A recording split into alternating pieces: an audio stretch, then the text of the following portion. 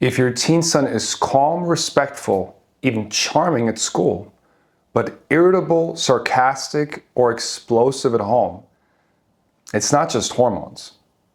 And it's not just because he feels safest with you. There's a pattern here. Polite in public, aggressive around the people who love him. Most parents try to calm this down, correct it, talk it through. But what if the problem isn't too much energy? What if there's no proper channel for it? Teen men don't lose their intensity when they don't know how to use it. Like, it doesn't disappear, it turns sideways. And once you see what's missing, you'll stop trying to calm him down and start giving that intensity somewhere to go. Think of it like pressure inside a sealed system. If you install pipes and build channels, that pressure turns into movement that powers something. If you don't, it leaks. It hisses in small ways. Sarcasm, aggression, defensiveness, late-night restlessness. It bursts out in moments that feel disproportionate. Pressure without plumbing always finds the weakest point. During adolescence, the drive for earned status intensifies. The need to perform, to test oneself, to be seen and not collapse. Teen men push against edges, socially, relationally, competitively. But what happens when that drive has no proper outlet? Intensity without structure doesn't disappear. It looks for the lowest resistance release, and home is where it often finds it. If you're male, sooner or later drive shows up. Masculine wiring is about finding out what you're made of. And the teenage years are the prime window to learn how to do that. To speak up, assert yourself, perform under pressure, and survive exposure. This isn't aggression or defiance. It's developmental. In previous generations, the same drive was channeled into physical labor, apprenticeships, and community responsibilities. Contexts where boys could test themselves against real challenges and get real feedback. But modern life doesn't offer much of that. School in particular often frustrates this drive. School rewards compliance, quietness, rule following, sitting still, raising your hand, not disrupting. If young boys learn early that rough and tumble play is rarely tolerated, the downstream consequence is that teen men's subconscious urge to take risks and assert themselves isn't welcome in the classroom. We're taught from an early age to obey and follow rules. And because we get praised for it, it gets reinforced. Now, there are several problems with this. Suppressing the drive doesn't eliminate it, it just delays it, and the pressure amplifies. So when he comes home where the rules are different, the stakes feel lower, and people love him unconditionally, the valve opens. Whatever was compressed all day comes pouring out, polite in public, explosive in private, at the people who are safest to explode around. The goal isn't to reduce the pressure, it's to install plumbing. Male drive and energy isn't something to medicate away. Adolescent energy needs arenas where it can express itself, to test and refine itself at the edge of its current abilities. That is a non-negotiable ingredient in becoming a calibrated adult man. If there had been an embassy for unchanneled teenage drive, I would have been the ambassador. I wasn't the type of teen man to shut down and refuse to go to school. I was stimulated by the social vibrance of being around other teenagers. The problem was that I had no clue how to channel that stimulus appropriately. Now, the result? A textbook, people-pleasing nice guy in his 20s who hid his needs. The programming to camouflage my personality had gone unchecked in early adolescence, which was exactly the time it should have been directed. Because again, the teenage years are the prime window to learn to speak up, assert yourself, perform under pressure, and survive exposure. At home, I had frequent outbursts, anger and frustration laced with childish silliness. Goofy aggressiveness is often a sign of unchanneled drive. And only my family saw that side. My mother labeled it as aggression. But labeling and judging a young man for uncalibrated drive doesn't help. Other parents reach for regulation, more consequences, more conversations about respect, more emotional processing. And the instinct makes sense. The behavior is hurtful, it's disruptive, and it needs to stop.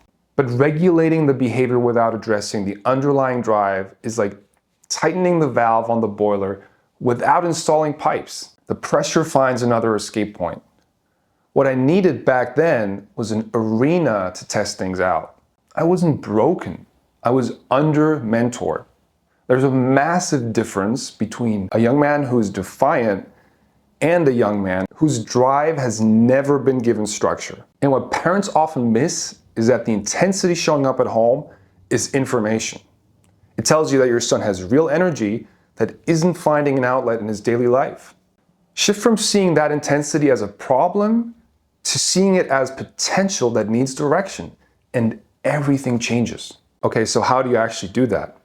How do you take an adolescent male who's cutting and sarcastic and restless and channel that energy somewhere useful without crushing what's underneath it? Before I get into what works, let me walk you through what doesn't. Because most parents try a predictable set of responses that all make it worse. First, suppressing intensity. Calm down. Lower your voice, relax. This doesn't reduce pressure. It teaches him to hide it.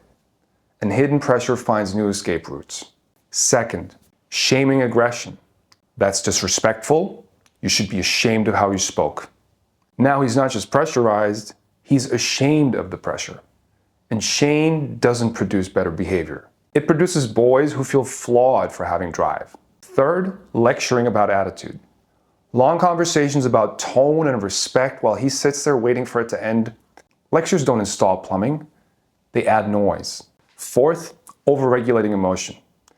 Every display of intensity becomes a therapy session. He shuts down. He's not looking for analysis, he's looking for an arena. Fifth, over-accommodating. You walk on eggshells, reduce demands, keep the peace. Now he has even less structure. All of these increase pressure in the boiler. And if you're realizing you've been trying some of these, that's normal. Most parents do. If you want a structured starting point to begin installing that plumbing, the first step is inside the 7-day Parent Clarity Challenge. It's free and it walks you through exactly how to assess where your son's drive is getting stuck. Now let me show you what actually works. What works is the replacement strategy. Instead of control, you focus on 5 things: structured exposure, clear challenges, calibrated risk, finite reps, and debrief without lecture. Structured exposure means creating specific contexts where drive can be expressed appropriately, not vague. A team, a job, a class, a challenge, something with edges. Clear challenges mean expectations are specific, not be better. Here's the task, here's the standard, here's what success looks like. Calibrated risk means exposure at the edge of capacity. Challenging enough to activate drive, manageable enough to succeed. Finite reps mean the exposure has a beginning and an end. Specific task, specific duration, done. Debrief without lecture means a short reflection afterward. What happened?